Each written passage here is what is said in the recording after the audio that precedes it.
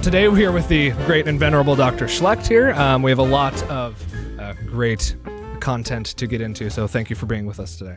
I'm delighted to be referred to as the great and venerable one. Yeah. And with the aspiration of great content, we'll see if we deliver.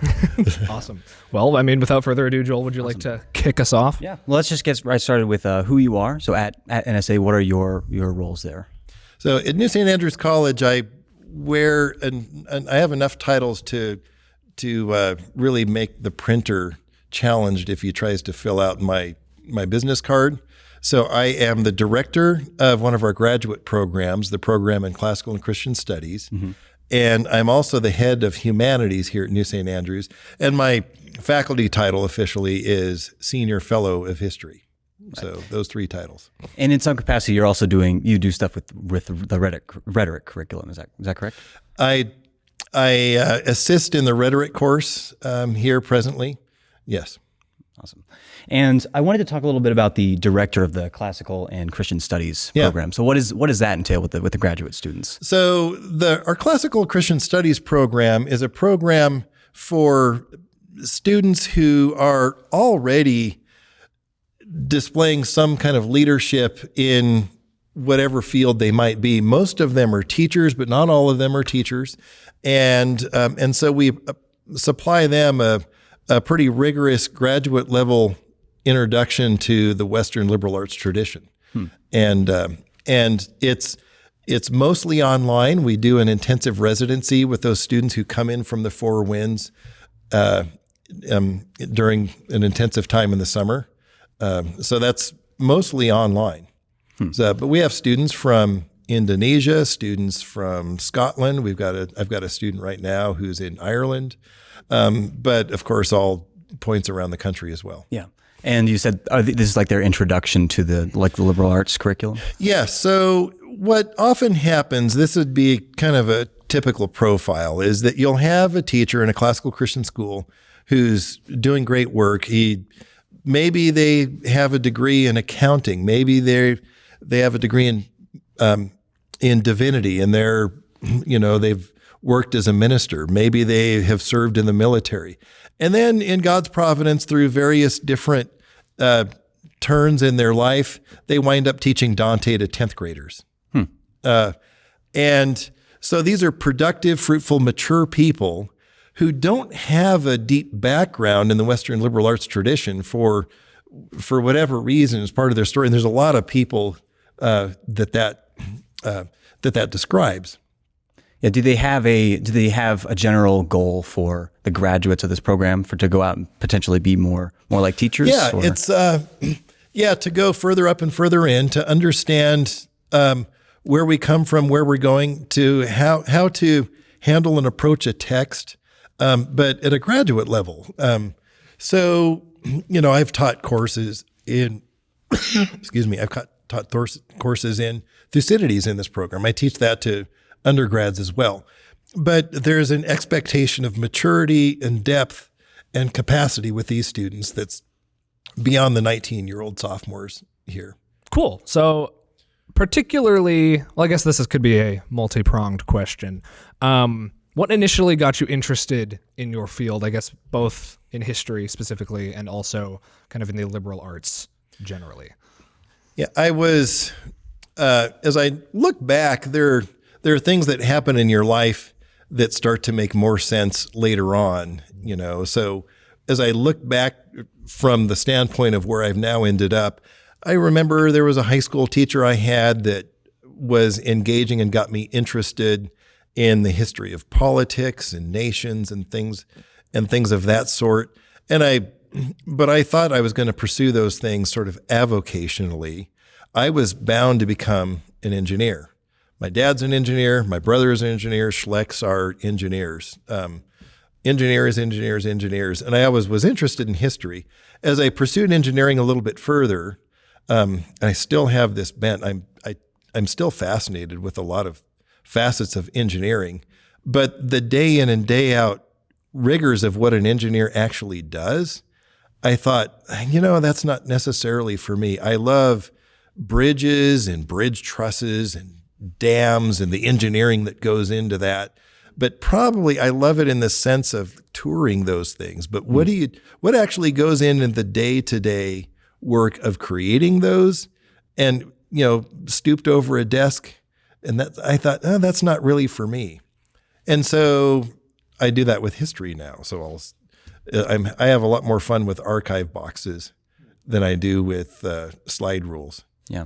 And how long was it until you decided to pursue more of a history career? Yeah, that was as an undergraduate. I started off in engineering, and I wasn't sure whether I was going to go electrical or civil. And as I was thinking electrical engineering, civil engineering, and I was pursuing courses, I decided, I think history is actually what I want to do. And so I wound up ultimately with a history degree as an undergraduate. And then that extended into my graduate degrees as a master's degree history, doctoral degree in history. Yeah. And so then, you graduated with an undergraduate in history. And what did you do right out of college? So in coming out of college, I also wasn't quite sure where I was going to land. I also love people and interacting with people and dealing with people problems. I think that's one of the reasons why history intrigues me, because we're studying the activity of people in the past. And so I figured I might go teaching or I might go ministry. I was, and had some opportunities actually to pursue either pathway, and did a little bit of both, but wound up in God's providence teaching at a classical Christian school, Logos school here in town. And just circumstances kind of led it so that, this is where I'm going to land. Although my initial teaching load was Bible classes to show you that, is it going to be teaching or ministry? Am I a pulpit guy? Am I a lectern guy? And the trajectory is kind of solidified in one of those directions ever since then. And what was your experience like teaching at Logos? At Logos, when I was at Logos, the school was much earlier in its history, and I think I was there at a really fun time to be there because the cement hadn't hardened yet. It's a mature school. It's a wonderful school. My own kids have gone through there and have graduated from there, which is really fun. I've been involved with that school and continue to be somewhat involved, as a grandparent now, for many, many years. But back then, I kind of came in when the school was about a decade old. And so the high school, the elementary was pretty well dialed in, but the high school grades were the ones that were brand new. And most of the classes I taught, I was the first guy teaching that class or the second guy teaching that class. And I got to kind of design and shape whatever it was that I was teaching. And I really enjoyed that. That was sort of a Wild West time. And I really enjoyed that. But the school has matured now. It's matured past what I was, which is a good thing for the school. Do you think that, given that you kind of were the first teacher for a lot of time to help develop the curriculum, do you think that even to today, some of your philosophies and style of teaching and curriculum have carried over, or that's changed enough after you've left? Oh boy, maybe some of the things that I set in motion, if they're still there, might be problematic. I was the first teacher there to oversee senior theses. That arose out of a class that I was teaching. And now it's just a staple. But of course, the form and shape that it's taken on has enjoyed the benefits of other hands on it. So it doesn't really resemble what it had been back in my day, too. And so kind of on that topic, let's jump into the teaching question about what's kind of your philosophy of teaching, and what are some of the big lessons that you've learned over your career of being a teacher? My philosophy of teaching. Let me stroke my chin sage-like and promulgate my philosophy of teaching. Yes, sir. There are a lot of facets to that, so it's a hard question. It's sort of like, tell me about your life. Where do I start? And with me, because teaching is my life, you've kind of put one of those questions to me, like, where do I start? Because I've got, but one thing I'll say, one avenue at it here is that it's important for a teacher to see the material sort of vicariously through my students' eyes.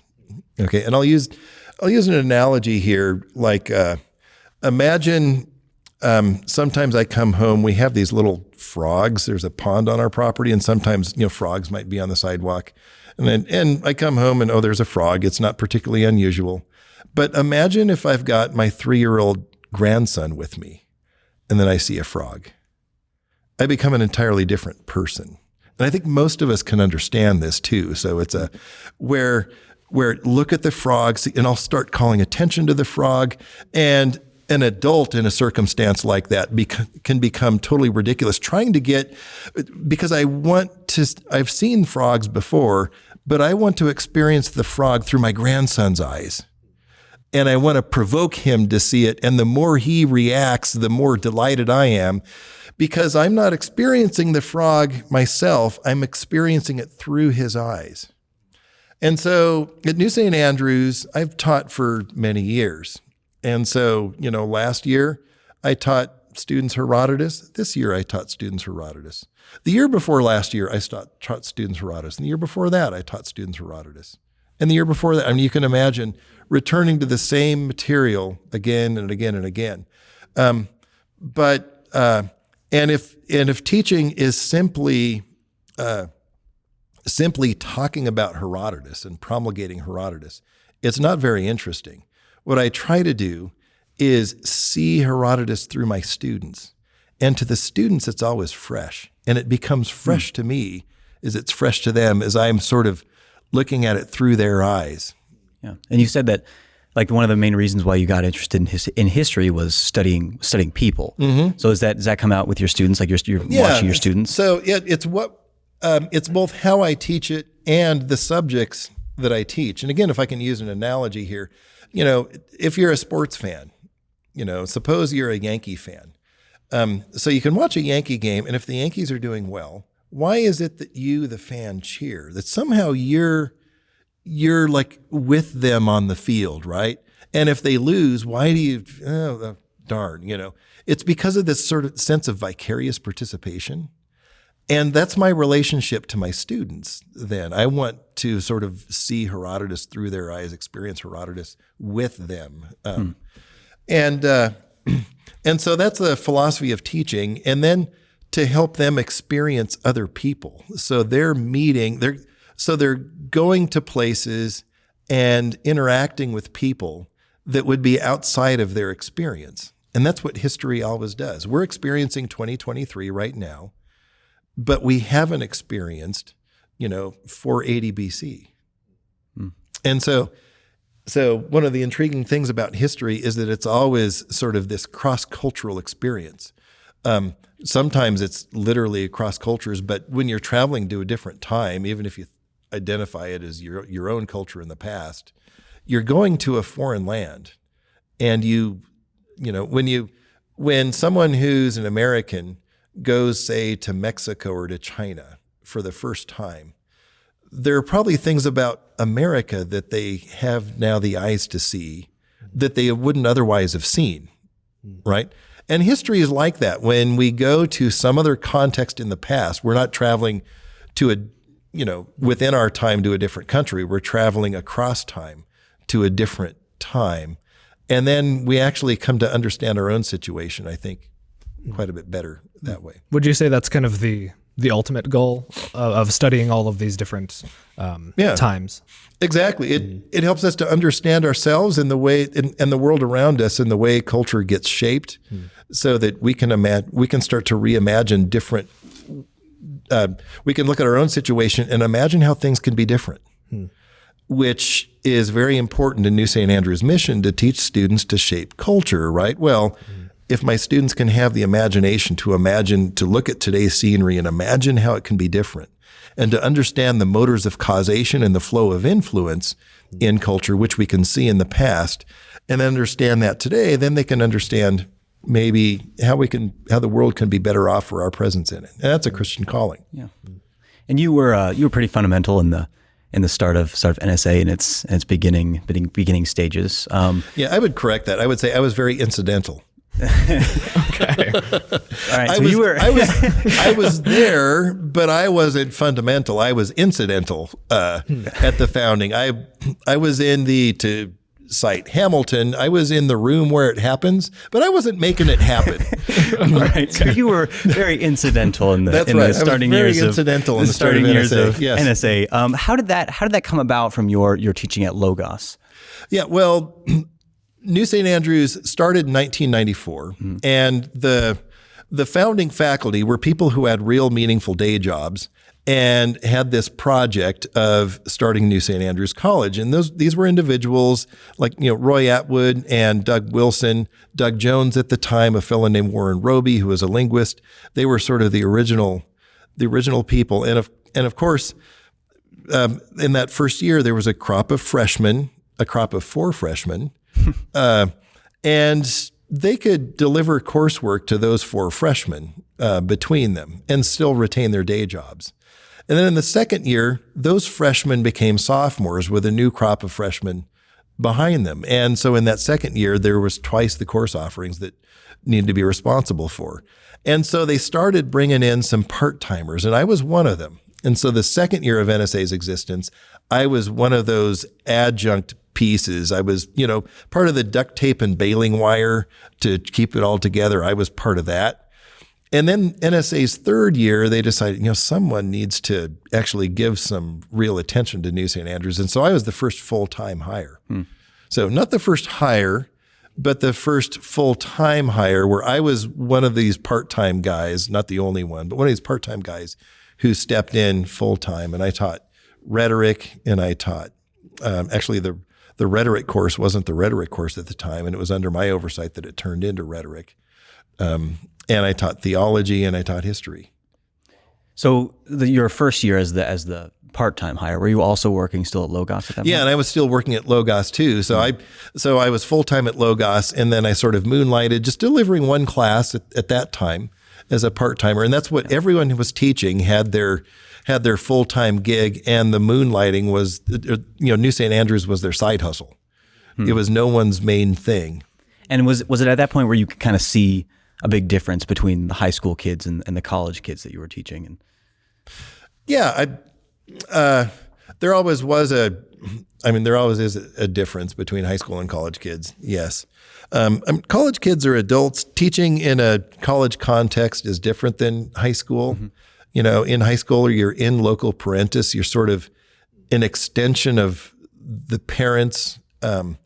And here at college, I'm less an extension of a parent, and I'm more of another adult in their lives as the students are encountering the real world, and an adult speaking into it rather than a parental surrogate.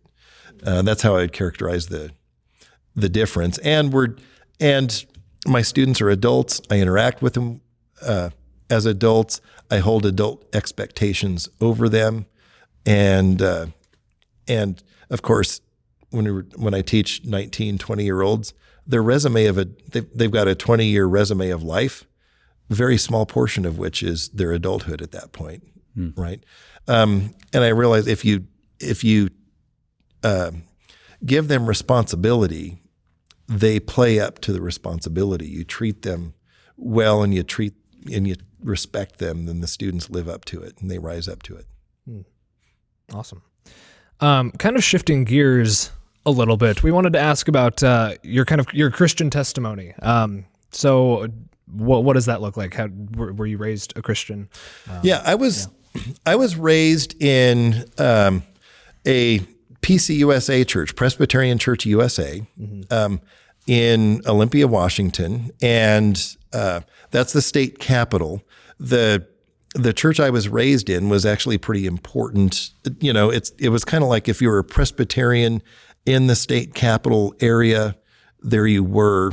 And I was very active I was a youth group guy, that sort of thing. But that's and I'm very grateful for that. I also grew up in a family that was very stable. Parents were diligent and hardworking, and also very caring and attentive as parents. Mom and dad are still together, good relationship between mom and dad. I'm very close to my brothers. And so that had a deep shaping influence on me, that kind of formation. But the PCUSA is a very liberal church. And so I was very active in a liberal church, and the Bible was present. But the Bible was present as sort of this totem, as this, and there was a superficiality to it where it was ever present yet not taken seriously. And so it was, when I came to college, part of it was my own growing up and establishing these connections and trying to own this for myself. I was surrounded by people, and some of my own older brother who was there at college introduced me to some of his friend group, and I'm very thankful for them. These were people who took the Bible seriously, and that was important to me. And I could have gone any wild directions in college, but I'm very grateful that God introduced me to a good solid friend group and some very good teaching and I look back on. I'm very grateful for that. Yeah. Was there anything that was particularly instrumental in coming to understand the scriptures in kind of a fresh Yes. light? Yeah. So I got involved in evangelical ministries in college as a young undergraduate.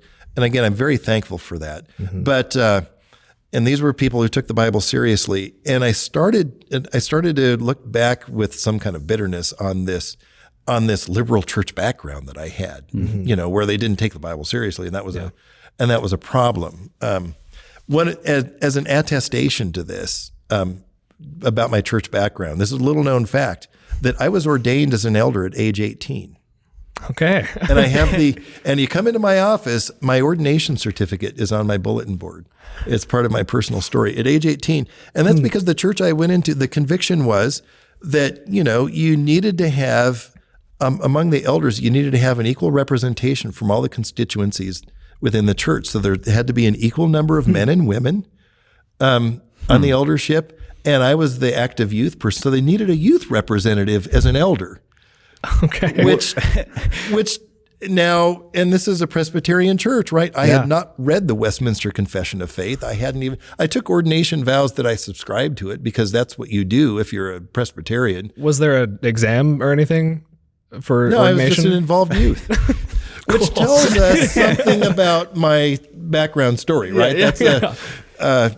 And so then when I got to college and people took the Bible more seriously, I started to look back on the church I had grown up in askance and sort of like that was like a bad situation, and so I sort of turned against it, and I thought anything that was sort of traditional, I thought it was empty traditionalism. So hymns were bad, praise songs were good, and creeds were bad, and anything that was part of sort of formal Christianity was associated with lifelessness, spiritual lifelessness. And that's kind of how I was early on in college then, right? Looking back on the upbringing that I was sort of departing from, right? But then I turned to history, bring this full circle. I turned to history. And so I was this Christian guy, and I remember being in some of my history classes at Washington State. And I thought, these unbelieving professors are not going to give Christianity its due. And I remember, so we were reading the Puritans, and we're studying the Puritans in class, and I didn't know anything about the Puritans. But it shows up in a history class, and I think, I bet that they're not giving me the straight scoop, these unbelieving professors. And I was a punk, a total young punk. I think the Lord uses all kinds of weird things. Yeah. But I wanted to be that smart Christian in the class that's going to call out the professor because that unbelieving professor, that was me. Yeah. I mean, I needed to be put in my place and take down, but that was me. And so I went to the library and started reading the Puritans because I want to find out what the real scoop on the Puritans was. Mm-hmm. And I was shocked to discover these people applied the Bible to everything in ways that I hadn't even seen the Bible handled. But like the Bible actually speaks to all of life. Reading the Puritans like this. And then I come to realize that Presbyterians were Puritans. Wait a minute, the church I grew up in was Presbyterian, but that's bad. But then how do I put all that together, And then in my historical study, not due to coursework, but I came to find J. Gresham Machen. J. Gresham Machen was a fellow who was faithful, who back in the 1920s and 30s was resisting the liberal turn in the Presbyterian Church. And I can go on and on about Machen. Yeah. But it put when I found Machen, everything about my personal life came together. He explained to me both the deadness of the church upbringing and yet the richness of the Presbyterian faith, even though I had a Presbyterian background. Does that make sense? It's sort of like bringing me back to, and so I found Machen and everything kind of clicked in my own personal, and all the dissonance sort of aligned. That's awesome. Yeah, my oldest son is named after him. Nice. That's awesome. So then going into your first few years at NSA, what were some like key experiences that really like shaped you as a teacher? Oh boy, key experience.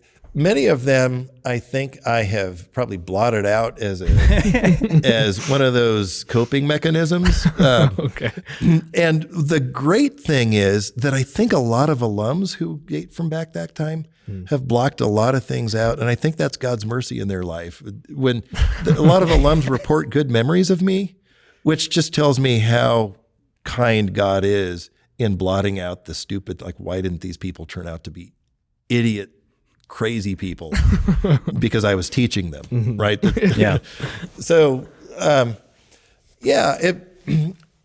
it was similar to Logos in that in New St. Andrews, I had, and this is more typical for college than it is for high school, but I got to kind of design what I was teaching, of course, in conversation with the other people who were here, and the rich fellowship of the colleagues on faculty have been deeply informative. Yet at the same time, it's always sort of entrepreneurial, choose your own adventure, in keeping with the standards and the direction and the curricular aims of New St. Andrews, of course.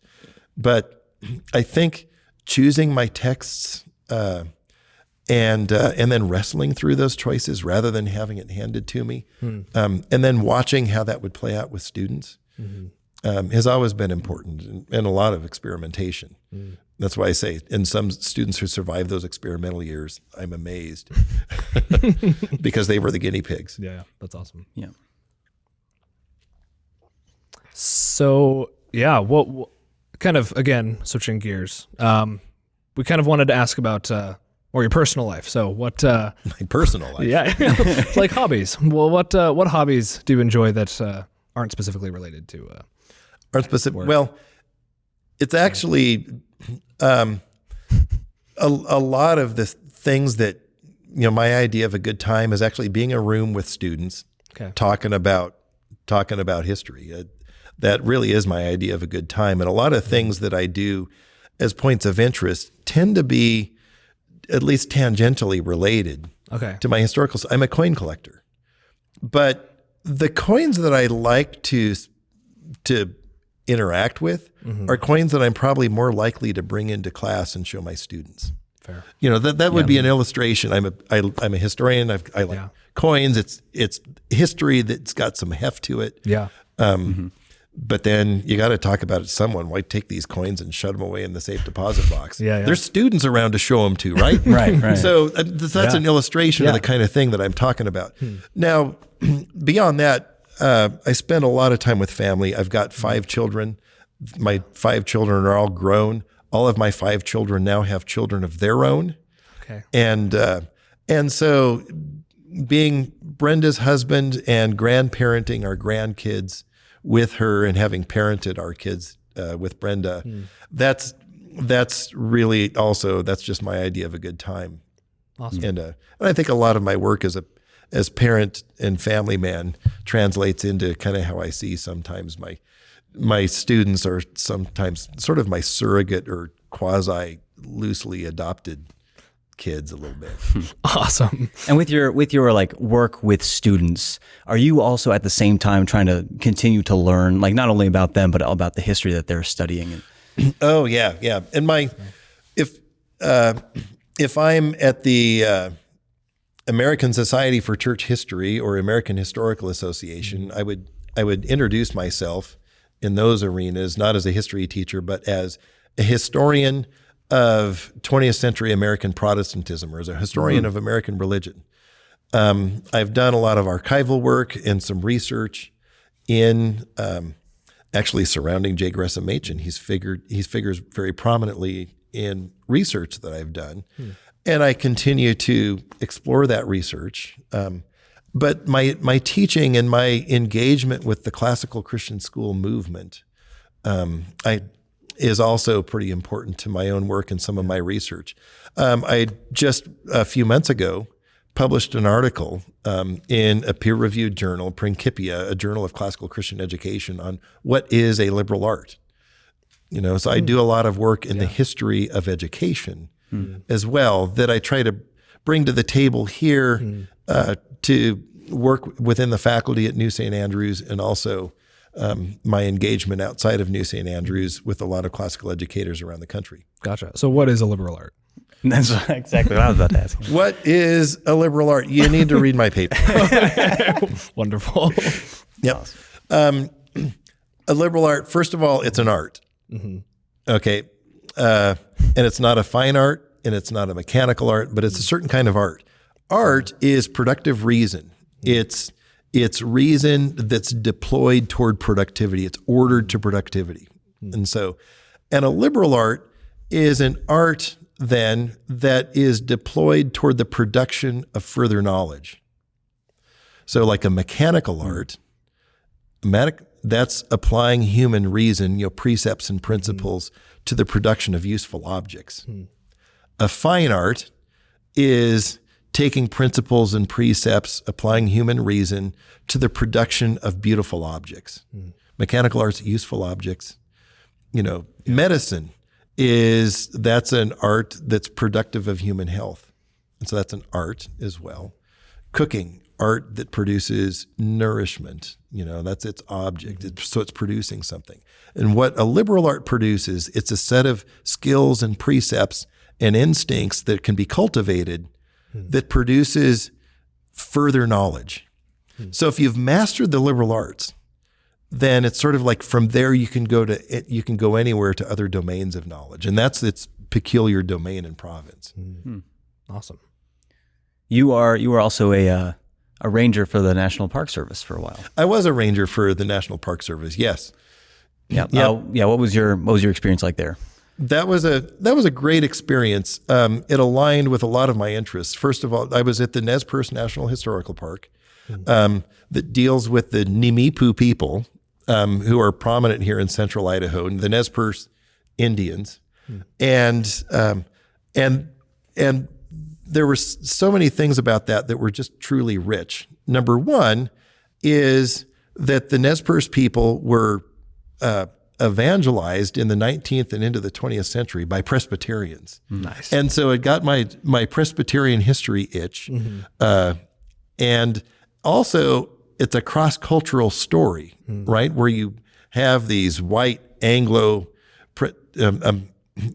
Americans, the Soyapo, coming in and dealing with Nimipu people with language and cultural barriers, and it's very messy. And the missionaries, the missionaries were a mixed bag in terms of missionaries, and it's very complicated. And I love the complication and the lesson that it tells.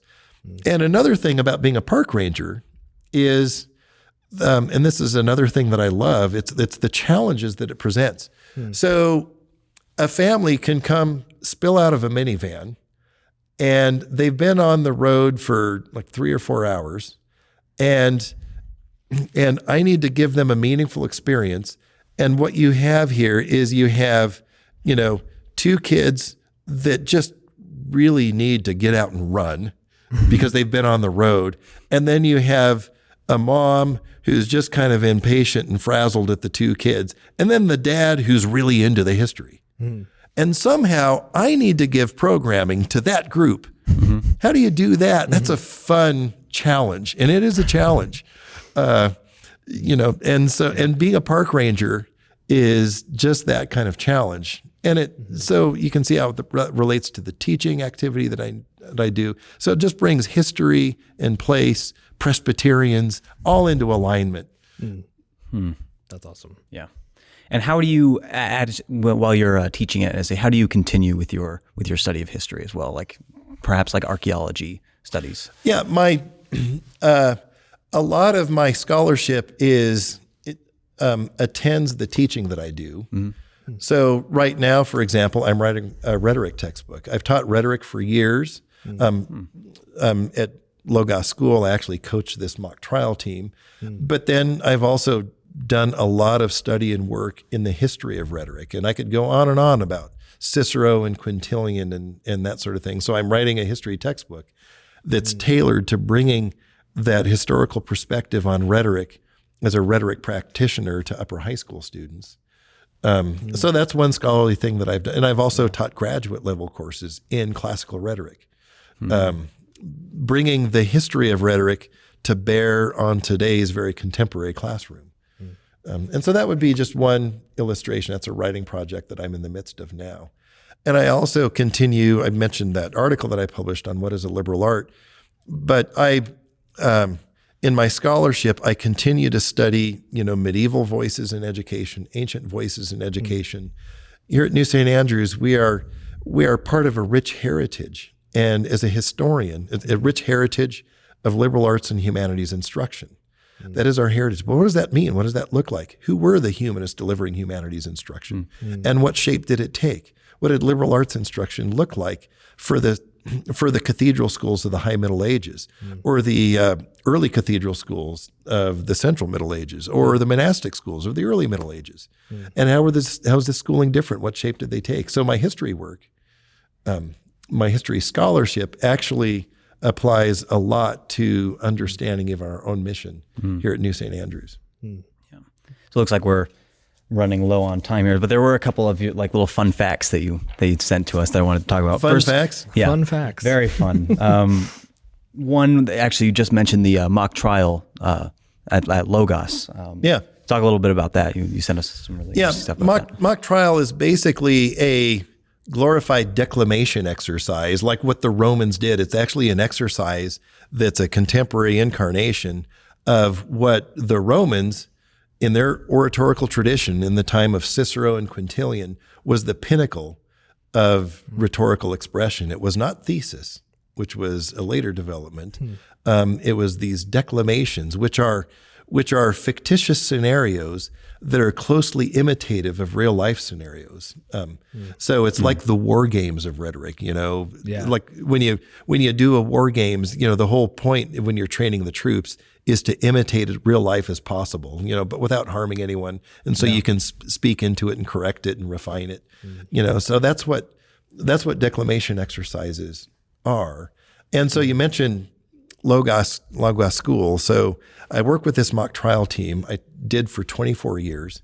We won 17 state championships, prominent program in the nation. What was so challenging about that is that, I got to the point where I realized that it's the students and not me who have to be persuasive. It's the students and not me who need to know how to argue. It's the students and not me, the ones who think about the basketball coach. The basketball coach can be a great basketball player or can be a great theorist of basketball, but it's the team that's got to put the jersey on and get the ball in the hoop, right?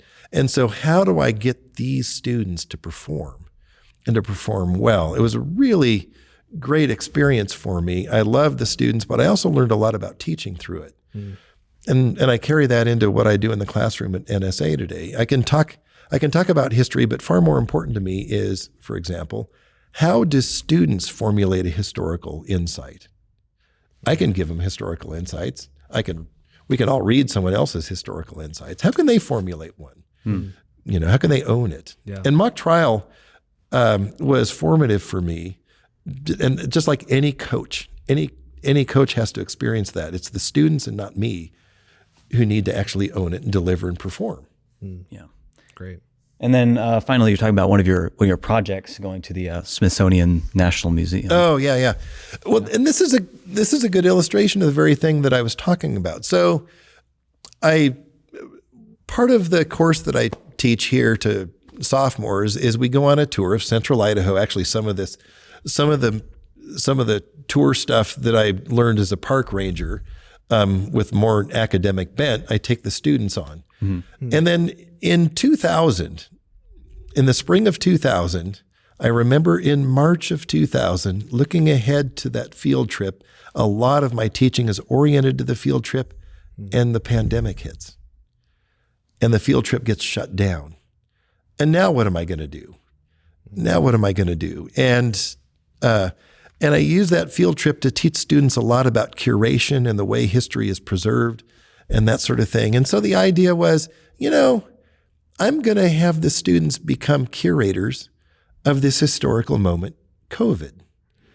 And through an interesting set of serendipitous circumstances, I wound up in contact with the head curator of the National Museum of American History, and the long and short of it was the curation of COVID images and COVID experiences that my students did has been accessioned into the National Collection. Wow. That's awesome. Nice. Yeah. Well, thank you so much, Dr. Yeah. Schlect, for this interview. Thank you. This is great. You're very welcome.